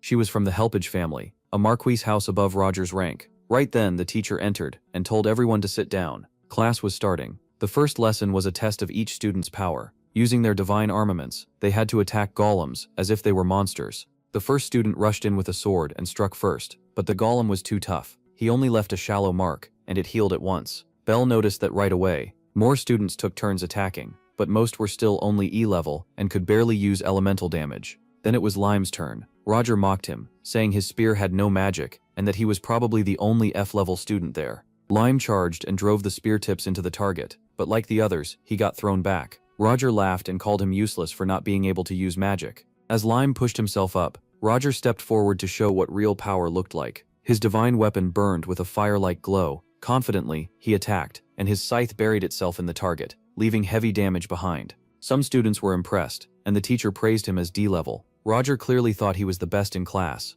Then it was the blonde girl's turn. She stepped forward at last, and began playing. The sound waves hit hard, shaking the class, and tearing into the target even worse than Roger had. Those two were far above everyone else. Roger acted polite with her, only because her rank was higher, trying to stay in the noble's good graces. She told him not to bother. To her, everyone at the academy was equal. Titles meant nothing here. Roger was clearly annoyed. Next up was Bell, and Roger was sure the commoner would fail because a sheath alone couldn't do anything. Bell calmly said he wouldn't be using the sheath, then drew Caliburn and launched his attack. Roger was stunned. Bell had more than one divine armament. The blonde girl looked shocked too, and so did Lime. After the surprise wore off, Roger noticed Caliburn had no magic either. He expected Bell to strike the target and get blasted back like the rest. Bell only told him to watch closely, then began his attack. A rapid storm of strikes smashed the target completely. When he finished, nothing was left but fragments. The whole class went silent. Even the teacher was surprised. Bell had sliced the golem apart without using magic. Roger couldn't accept that a commoner was this skilled.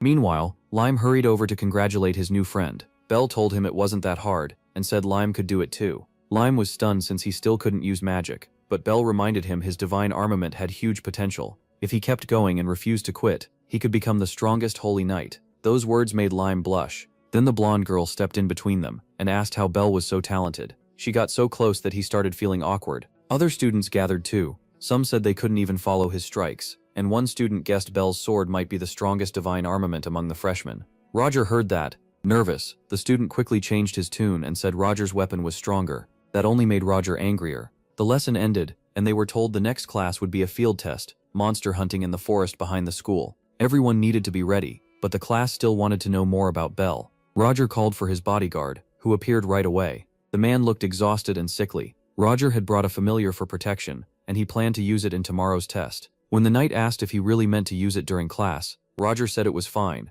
The knight praised his boldness, while Roger imagined the fear on the faces of the commoners and lower nobles. He planned to send that arrogant commoner straight to hell. The next day, the class got ready outside the academy. Monsters in the area started at F rank, and some E rank beasts had been released too. Their mission was simple: hunt monsters, and whoever killed the most would earn extra points. Roger was clearly up to something. Once the exercise began, Everyone rushed in to prove themselves, and the blonde girl challenged Belle for first place. She had no idea Belle already meant to take it. He wanted everyone to see his strength. Lime asked to stay with him since he still wasn't confident fighting alone. Belle agreed, but warned him he wouldn't hold back. They ran into the forest, and soon found several monsters. For Belle, they were no real threat. He cut through them like paper. The rest of the class was trying hard too, but Belle had already taken down 15 monsters, and it still felt like nothing. Lime was amazed by his classmate's strength, but there was no time to talk. One monster slipped behind him. Belle saved him again, and warned him to stay alert, since there were more creatures than expected. Lime knew he had to beat his fear and do better. Around them, the others kept fighting and making progress, but he felt he needed to push much harder than that. Hidden in the woods, Roger watched with jealousy. To him, those commoners were acting too proud, so he decided they would pay with their lives. He raised a staff to summon something, and Belle immediately noticed the magic circle forming nearby. Something was coming out of it, a fire-controlling monster. It was a salamander, a deadly one. The students panicked the moment it appeared. Most of them ran, but Belle stayed put. Lime was horrified. The monster was already ready to attack, and he froze in fear. Once again, Belle had to save him by blocking the flames with his shield. He told Lime to run with the others. A B-rank monster should never have been in that forest, but Belle focused on the fight and fired his light swords at it. They sliced through its scales. Roger hadn't expected Belle to have a unique ability, so he raised the stakes and called his knight again. As the light swords boxed the salamander in, Lime watched in shock. Belle was actually forcing back a powerful monster. Belle moved in for the kill, but the knight stepped in and ruined the attack. Belle instantly realized someone else was in the forest. The knight came forward, praised his unique skill, and Belle guessed he controlled the salamander. When Belle asked what he wanted, the knight answered plainly. He wouldn't leave without Belle's head. The salamander launched fireballs, while the knight attacked too. Their blows crashed together, filling the area with steam, and Belle cleared it with a gust from his shield. But the knight had planned ahead. He trapped Belle's light blades in a water prison, sealing off his ability. That confirmed it. This was a B-rank paladin. Now Belle was trapped between two strong enemies, and both kept attacking. He had to fight them at once, blocking one strike with his shield, while slashing at the other. Even for Belle, this was too much right now. Lime didn't know what to do, but if this kept up, his friend would lose. Then he spotted Roger hiding in the forest with his family's summoning staff, and rushed toward him. Roger was shocked to be found. Lime demanded to know if the familiar was his, and told him to stop before Belle got killed. Roger answered by attacking, mocking him as a useless weakling who couldn't help anyone. Lime remembered his childhood training, his failure to use magic, and all the times Roger humiliated him. But this time, he got back up. Belle's words came back to him, the first real encouragement he'd ever heard. He had decided he would save his friend. Roger laughed at him, sure a worm could never beat him. Lime snapped back, telling him to shut up and stop deciding his worth for him. For the first time, Roger looked uneasy, though he still insisted Lime wouldn't win just because he could use magic now. Lime agreed that magic alone wasn't enough. Roger's scythe flared as he rushed in to finish him, but Lime stood there full of confidence. His spear froze the flames and wiped them out completely. Roger never saw that coming. Now it was clear who the real trash was, and Roger grew even more furious, charging straight at Lime. But Lime's spear was stronger, and it stopped the blow cold. Their weapons locked together. Roger couldn't believe what was happening, but Lime did. With ice, he shattered Roger's divine armament and dropped him to his knees. Roger couldn't accept losing to an F-rank paladin. Lime couldn't believe he had ever been afraid of someone this pathetic. Now he felt nothing at all. He told Roger to hand over the summoning staff, and Roger demanded to know if he understood what he was doing. He bragged that his family was powerful enough to wipe out Lime's whole family, but Roger still didn't understand how bad his situation was. Lime tried to talk sense into him while freezing his legs, then ordered him again to give up the staff. With his pride crushed, Roger finally handed it over. Begging to be spared, he promised he would never do anything like this again. He had been totally beaten and humiliated. Now the staff was in Lime's hands. He warned Roger to stay away from him and Belle, or things would get worse. Lime finally let his guard down a little, but Roger was still looking for a chance. The chain of his weapon was close enough, and suddenly the far end began to glow. He was trying a sneak attack. Roger thought he could still win, but Lime saw it coming, and blocked the cheap shot with ease. It was a pathetic move. Then Lime destroyed the summoning staff on the spot, leaving Roger speechless. At the same time, the salamander slowly began to fade away. The knight instantly realized something had happened to his master. From a distance, he saw Roger had been subdued, so he turned toward the other commoner, but he still couldn't move freely. He had no room to lose focus. Belle had already figured out who was behind everything. The knight had tried to kill him, but in a fair fight he never stood a chance. All the man could do now was lash out in anger, throwing attack after attack and missing every time. His position was only getting worse. Even as a B-rank knight, he was near the bottom of that class. Belle closed in and smacked him in the head with his sword hilt. The difference in skill was huge, Bell told him he would be turned over to the teacher, so the knight reached for one last trick. He dropped to the ground and begged for mercy, so suddenly that Bell paused. The knight claimed he had only obeyed his master's orders, and said defying a noble wasn't easy. That excuse was exactly what he needed to catch Bell off guard, after earning his forgiveness. He thanked Bell, but was ready to betray him at once. Bell then revealed he had only been pretending to fall for it, and raised his sword. He had expected the trick all along. Lime ran over to his friend and asked if he was hurt. Bell knew Lime's help had kept things from turning much worse. Lime said he was only returning the favor. That handshake sealed their friendship. Soon the other students arrived, and thanked them too, amazed that Bell had beaten a B-rank knight. But that wasn't all that had happened. That knight was working with Roger, and the fire salamander was tied to them. He really was a rotten person. Because of all that, Lime started getting praised by the other students. In the end, he really was strong. Lime thanked them for the praise, and stayed humble about it. They told him he'd make a fine knight someday. Someone had watched the whole thing from a distance, and the blonde girl clearly liked what she saw. She had figured out how the boy's divine armament worked. Now her task was finally done, and Roger would have to answer for what he did. At the end of the hallway, the girl was waiting for them. She wanted to speak with the protagonist. When he saw her, he remembered her name was Sylpha. He asked what she wanted, and she brought up Avalon, the name of his divine armament. That caught him off guard right away. She even knew it was the holy weapon once used by the heroes of the past. He couldn't understand how she knew anything about Avalon. One look at his face told her she was right. She was the first person who had ever recognized what that divine armament really was. Her reason for coming was simple. The protagonist tensed up, but then she clasped her hands and with a polite bow, asked if she could see the weapon. He definitely wasn't expecting that. She had always admired the hero's armament and just wanted to see it for herself. Since it was a harmless request, he showed her the sheath. She was amazed. It was hard for her to believe it was real. He asked how she knew about it, and she explained that her mother's family had a legend about a hero with a sheath that held many weapons. Maybe one of his predecessors had been part of her family.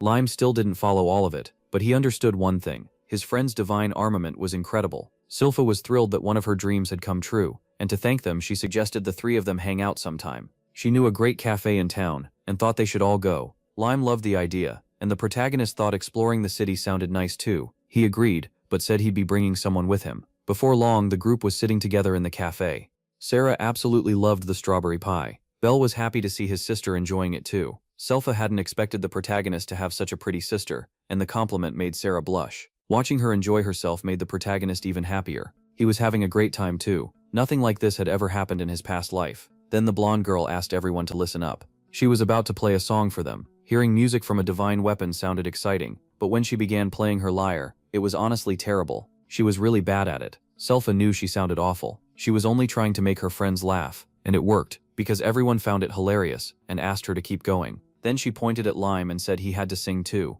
Together they ended up entertaining the whole cafe. Somehow it turned into a genuinely fun little show. For him, those two were the first real friends he'd ever had. Later, outside, they were still talking about how much fun it had been. Then Sylpha said she wanted to take Sarah shopping for clothes. He didn't want his sister going off alone, but his friend told him this was girl stuff. That left the protagonist pretty disappointed. All he could do was ask them to tell him if anything happened. Sylpha could tell he was a great brother, and Sarah asked if she had any siblings. Her mood dropped a little as she said she had none. Just then, someone came looking for Sylpha. His name was Yvelane. He was a member of the student council. For the Haas siblings, this was a strange reunion. She probably should have been nicer, but she didn't even see him as a brother. He had come to drag her into training, because if her divine weapon was perfected, it would be useful to him. She reminded him she had no interest in fighting wars. He rolled up his sleeves and said that attitude was a real problem. It sounded like he was ready to take her by force. Blood started leaking from his palm, then poured out in a heavy stream. Sarah was terrified by the sight, and the boy controlled that blood any way he wanted. So his divine weapon used blood. Sylpha called for Mary, her bodyguard, but things were already under his control. When she looked back, her bodyguard had been taken down. That made everything even worse. Her brother said they were leaving now, and she told Sarah to run because it was getting dangerous. Sylpha tried to defend herself with her weapon, but she couldn't stop the attack. Realizing she might call for help, he knew he had to end this fast, so he moved to finish it right away. Sarah was about to be hit, but the protagonist's friend saved her. Sylpha dropped to the ground after overdoing it. It was reckless, and now she couldn't fight back anymore. Her brother used his power to seize her, lifting her into the air. Sarah was still shaking with fear, and the blonde girl had already passed out, all because of her own brother. In a panic, Sarah called for the protagonist. He rushed over at once, slicing through the boy's blood tentacles. That kind of interruption caught him completely by surprise, and Sylpha was freed. Seeing that made Sarah breathe easier. The protagonist demanded to know what this guy wanted with his friend. Their peaceful outing had been ruined. The stranger asked if the protagonist was one of his sister's friends, but said it didn't matter. He should stay out of family business. The protagonist told Belle to watch the girls, because he had someone to beat up, and he was going to handle him right now. That bold answer clearly surprised the guy. He warned there was nothing to gain by protecting Silpha, but cutting through those attacks with his sword was easy, and that impressed him. To the protagonist, helping a friend was the obvious thing to do. When he struck back, the guy blocked it with a blood shield, saying this was a waste of time. That shield really was tough. A sword alone wouldn't break it, and he couldn't afford to waste mana here. The guy was already launching another attack, but the protagonist dodged it. Annoyed now, the enemy said he'd end this quickly, then fired off several strikes at once. Still, they were easy to read. Then the protagonist pulled out Fire Spitter. Seeing he had more than one divine weapon, the enemy realized this wasn't a normal opponent. Now it was the protagonist's turn to attack, and he shot down every strike coming at him. The fight had reached a stalemate. Blocking his attacks only made things harder, but he still intended to capture his sister. He formed a spear out of blood, claiming this next move would end it. The protagonist said he was right. It would. Both of them charged with everything they had. Then voices from the rooftop said the fight was getting interesting. They looked up and saw new people arriving. One of them dropped down so hard the stone pavement cracked. He landed between the two, showing off his strength, and said he'd like to join in too. The protagonist recognized him as a student council member. The blue-bearded guy wanted to know why Zeal was there, and Zeal said he was being way too rough on the kids. The girl with them called his behavior embarrassing, and mocked him as a huge weakling. After seeing his two teammates, he finally stopped attacking. Zeal, though, wished the fight had gone on a bit longer. His whole body started glowing as he said they should go all out. Then armor covered him from head to toe. He was huge, and gave off a crushing presence. The girl told the musclehead to do his job, while she summoned several chains. That was to stop him from trying anything reckless. They hadn't come to keep fighting. Feeling that magic power, the protagonist realized she was extremely strong. Even so, Zeal snapped the chains with little effort. He said Evelyn had duties with both the student council and Albert's company. Because of that, he was being sent on a month-long forest expedition, starting immediately. He understood he had no choice. As he left, he warned that he'd return for his sister in a month. The girl waved and called him a weak newbie. At least they were all gone. The student council really was full of monsters. After that, he checked to make sure his friends were safe. Silpha said she wasn't hurt, and apologized for dragging him into it. He told her there was no need. What he really wanted to know was why she and her brother were fighting. The reason was simple: he wanted to use her. As the next heir, once he graduated, he planned to expand his land by invading unexplored regions. Lime knew those places were packed with dangerous monsters. Her brother believed her divine weapon would be a huge asset in that war, but she didn't want to fight. She wanted to grow stronger and become the heir herself. In that way, she was just like the protagonist. The problem was, she still couldn't do anything. She was nowhere near strong enough to beat him. Sarah disagreed. Silpha had protected her. Those words seemed to light a small spark in her. Sarah was deeply thankful for what she had done. The protagonist wanted to thank her too, so he walked over to her. Saving someone was what true strength meant. In the past, he hadn't been able to do that. He told her to believe in herself. If she wasn't strong enough yet, she could train. Lime said she'd help her too. At first, Silpha didn't know how to respond, but she was truly grateful for her new friends. The protagonist knew that last attack could have killed her. In a month, her brother would return, so Belle had to get stronger. To do that, he needed to unlock his unique ability. That meant talking to the comedian. He needed the predecessor's permission to gain new powers, so he had to return to that space. He closed his eyes and began to focus, pouring mana into the sheath. He was welcomed by the other predecessors. It had been a while since they last met. He came with a request, but they already knew what he wanted, because they had seen the entire last battle. That blood-based artifact was troublesome. The guy could shape it however he wanted. In a way, it was a lot like Avalon. For a moment, everything went quiet. Then the comedian said if he could burn that blood, the whole problem would be solved. The boy agreed, and that was exactly why he wanted his unique ability. The comedian agreed right away, then showed it was just another joke. He really lives for this stuff.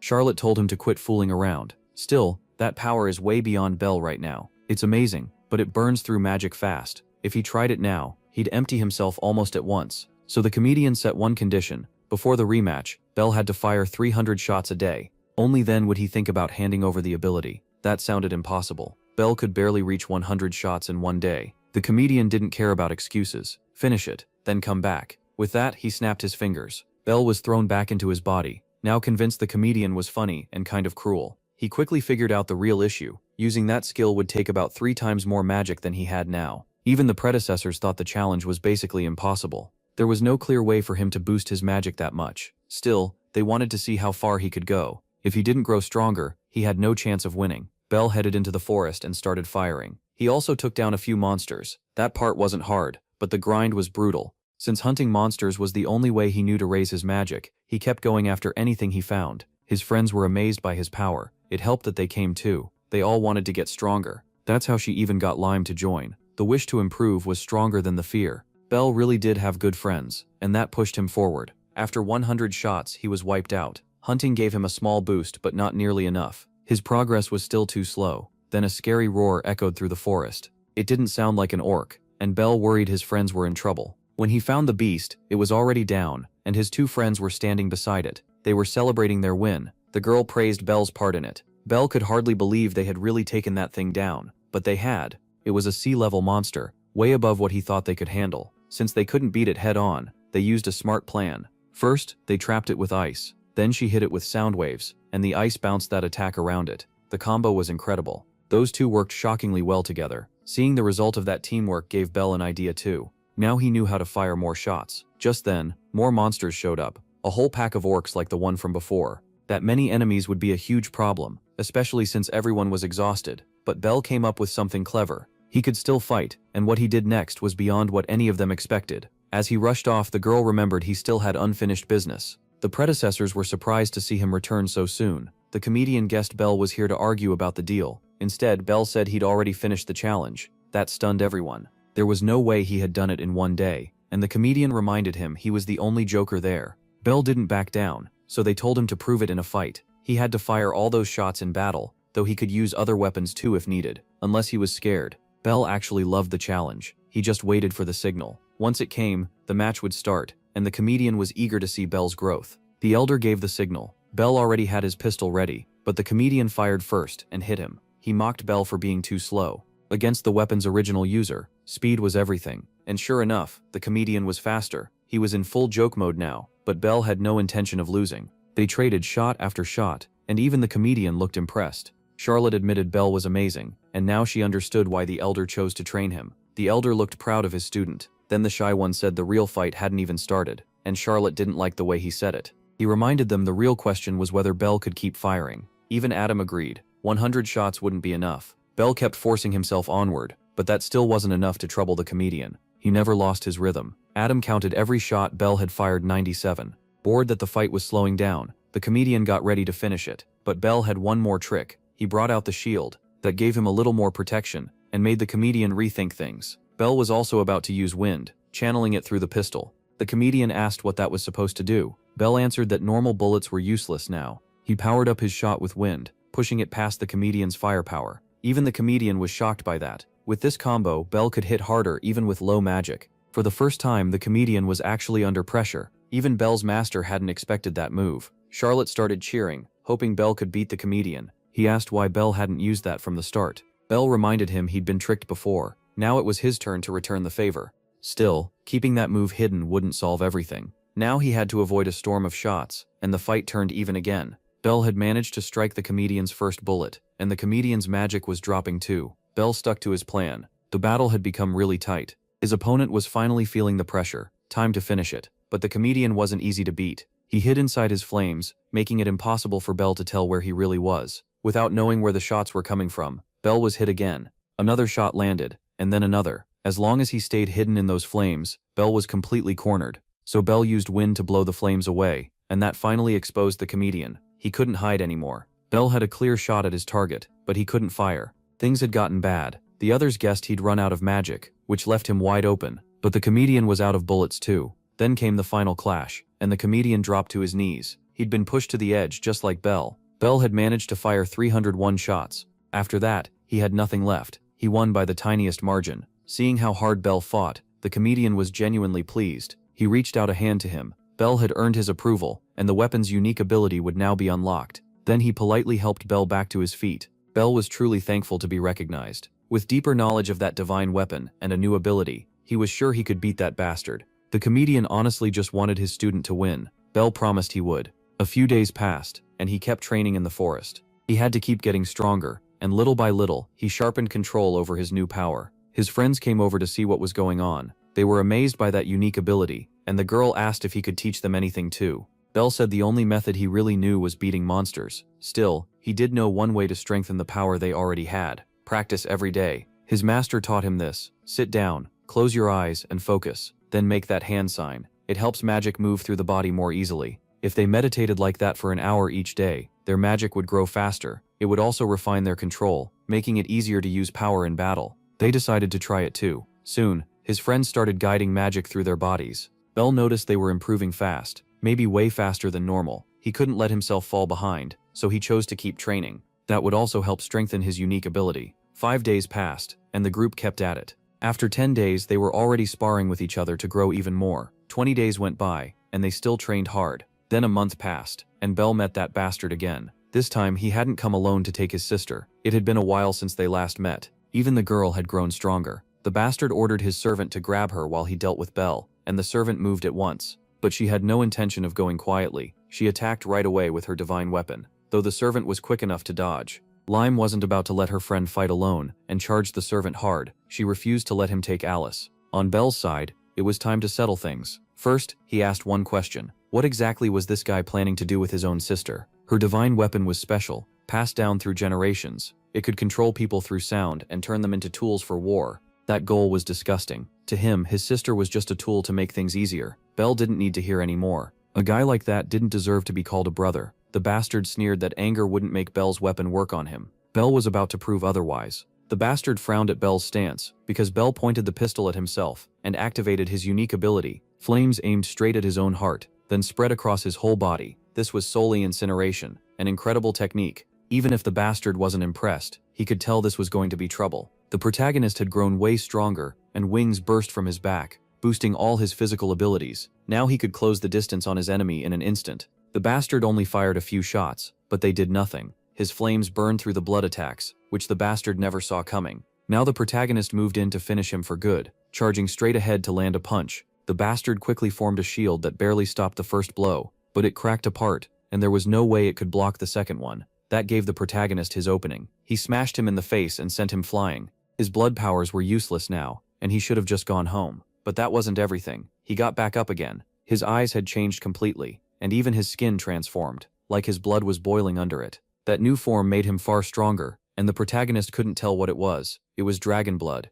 It changed his whole body, making him look half human, half dragon, and his power jumped fast. That pressure was a real problem. He told the protagonist to be proud and regret pushing him this far. With claws ready, he came in with full fury. Bell watched the attack carefully. Thanks to his boosted speed, he dodged, though he still got lightly cut. His opponent looked confused. He was sure that hit had landed. In that brief opening, the protagonist set up an attack and fired his flames, hitting him clean. Then he tried to blow everything apart. The blast was huge and smoke filled the air, but his enemy came out untouched. He called the attack pathetic. His scales were spotless. No burns, no soot. Then he rushed in, ready to carve the protagonist up. Fire alone wouldn't beat this guy, so Bell switched to his fists. As they clashed again, he had to dodge those claws one more time. Only after that could he counter and drive a punch into his opponent's side. He felt the impact himself, but the dragon barely cared. Those scales could take blunt hits too. While the protagonist was thinking that through, he got caught off guard by the dragon's tail, and was slammed toward the ground.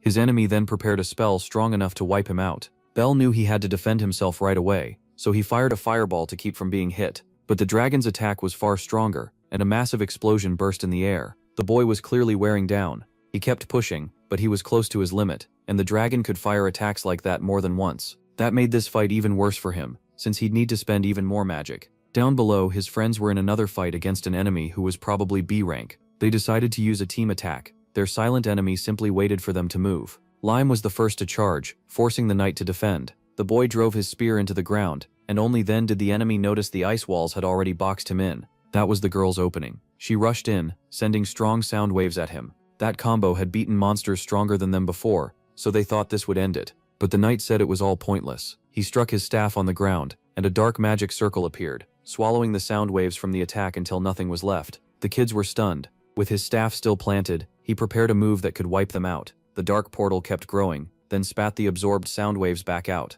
Thanks to that absorption skill, their attacks meant nothing. The girl was still trying to understand what had happened when the knight apologized, saying he still had to take her because of his master's orders. Lime refused to let that happen, and the knight warned him to stay out of it. Of course he didn't listen, so the knight decided to put him down. Lime was still too inexperienced in combat, and the girl could see he was getting overwhelmed. She desperately wanted to help, but her body wouldn't move. Meanwhile, Lime kept taking a brutal beating. She wished she had just a little more strength to fight back. Then she remembered the protagonist's advice. Training would help her release power in battle. All she had to do was calm down. Then she could focus on the magic flowing inside her body. Believing she could still fight, she prepared to save her friend. The staff was about to crush Lime's skull, but sound waves cut through the air. He reacted just in time. This wasn't where he would fall. The knight was thrown off by what was happening. It was the girl's sound power. Lime heard her clearly, and the music she played was beautiful. That music turned into strength inside his body, letting him push the knight back and throw him off balance. The knight couldn't understand where this kid had gotten so much strength from. Lime's divine weapon shined brightly, ready to freeze him. Ice plates burst up from the ground and rushed the knight, who realized he was in trouble. He couldn't absorb all of it. He was swallowed by ice. Up in the air, the protagonist was nearly out of strength, and the fight was close to ending. But then he saw his friends had won. Now he only had to beat the bastard in front of him, even if it meant using his hidden trump card. The dragon was curious to learn the boy had still been holding back, but he thought it wouldn't matter. Despair was coming anyway. Their battle heated up again, as the dragon pushed his power even higher. Seeing that devastating move build up, the protagonist knew his enemy was preparing his strongest attack. Still, he had something of his own to do. To make it work, he just had to survive first. The dragon finished charging and unleashed all that power at him. The energy sphere was enormous, way bigger than expected, and even more dangerous because of it. The boy had to move fast if he wanted to live. He only had one option left. He threw out his flames to avoid being hit, but the dragon kept pouring in more power, more than he could handle. He was completely overwhelmed. It looked like the battle was over, though that wasn't the ending the dragon wanted. He'd hoped for something more exciting. Only then did he notice the protagonist behind him. He'd been so focused on attacking that he forgot his own defense while charging all that power. The boy had made a clone out of flame, and the dragon destroyed that instead, never expecting him to learn such a trick. Feeling safe, he assumed the real protagonist still couldn't hurt him, because his attacks had been too weak. Now it was time to show what his training had done. He had refined his control over magic. The dragon noticed the boy's arm was covered in mana. His earlier attacks hadn't worked, but this punch would be different. The dragon glanced back and realized too late how dangerous it was. Those blue flames were the boy's hidden ace. He drove that blazing fist into the dragon's back and filled him with terrible pain, enough to break through the dragon's scales. He couldn't believe a child had beaten him. After a while, he finally opened his eyes and found his body locked in ice. He and his servant had both lost. It took some time, but they eventually woke up. The dragon figured the kids would be annoying, but since he'd lost, he let it go. Then the girl had something to say to him. She wouldn't let him start a war, and she would never be his tool. To their surprise, he agreed. He said he'd do exactly what she wanted. That answer sounded so strange that none of them fully trusted it. Even so, Lime dismissed his divine weapon, and the ice melted away. The girl told him not to come see her again. Without replying, he just told his mech to come with him, and the two left. That fight had drained everyone. It was amazing that the protagonist had beaten a student council member, though he said it was only by a small margin. The girl got up and spoke to her friends. Someday, she said, she would repay their kindness. But they told her that's not how friendship works. Then she corrected them. They weren't just friends, they were best friends. Those words made the protagonist really happy. After this fight, other student council members might come after them, so he had to grow even stronger, especially if he wanted to face Albert. He never wanted another tragedy again. He would become the strongest here and show everyone his power. One day he'd defeat his brother, become head of the family, and finally protect his sister. Many years passed, and another battle was about to start. The protagonist had finally found his brother, who was now even stronger, and had become head of the family. Jin didn't care about titles. He told his little brother a curse was on him. In his past life, he learned how painful it was to fail the people you love, and that suffering was overwhelming. That's why he stood here now. After knowing that kind of pain, he believed there was no enemy he couldn't beat. With his sister's fate on the line, Mufasa and Scar were about to clash, and the protagonist attacked his brother with everything he had, determined to change his destiny.